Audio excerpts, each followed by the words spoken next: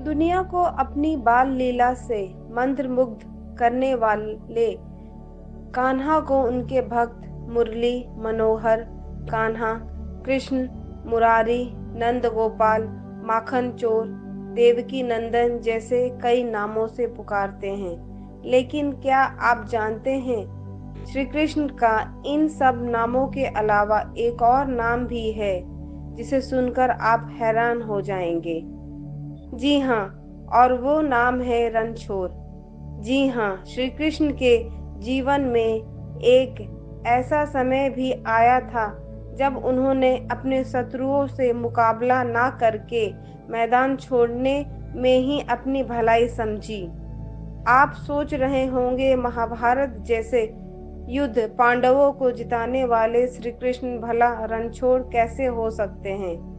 आइए जानते हैं आखिर क्यों दुनिया को गीता का उपदेश देने वाले श्री कृष्ण को रणछोड़ नाम से भी बुलाया जाता है। यह घटना तब की है जब महाबली मगध राज जरासंध ने कृष्ण को युद्ध के लिए ललकारा था।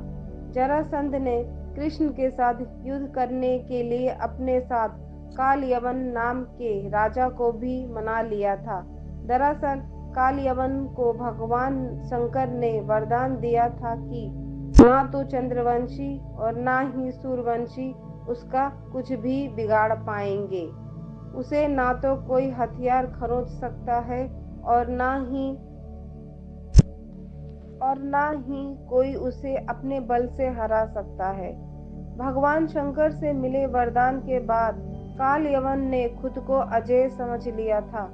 जरासंध के कहने पर कालयवन ने बिना किसी शत्रुता के मथुरा पे आक्रमण कर दिया था। भगवान कृष्ण जानते थे कि कालयवन को मारा नहीं जा सकता है। भगवान कृष्ण जानते थे कि कालयवन को मारा नहीं जा सकता है। उनका सुदर्शन कालयवन का कुछ नहीं बिगाड़ सकता। जिसके बाद वे रणभूमि से भागकर एक गुफा में पहुंच गए। श्री कृष्ण और बलराम को भागते देख जरासंध उन पर हंसने लगा। उसे भगवान श्री कृष्ण और बलराम जी के ऐश्वर्य, प्रभाव आदि का ज्ञान न था। श्री कृष्ण इस युद्ध से भागकर उसी गुफा में छिपे जहां राक्षसों से युद्ध करके राजा मुचकुंद त्रेता युग से सोए हुए थे।